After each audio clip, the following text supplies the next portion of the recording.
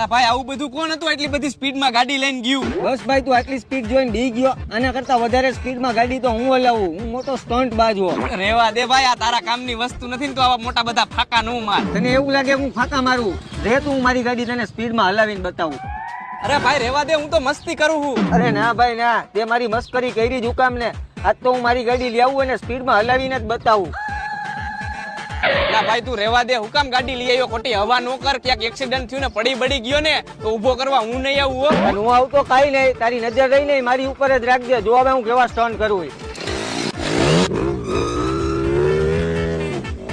જોયું ને ભાઈ આપણી સ્પીડ અને આપણા સ્ટન્ટ. અરે હા ભાઈ, તારી સ્પીડે જોઈને તે કીધું ઈ સાચું હો ભાઈ, તું તો બહુ મોટો સ્ટન્ટ બાદ નીકળો. ઉપર એક મિનિટ, ફોન આવે.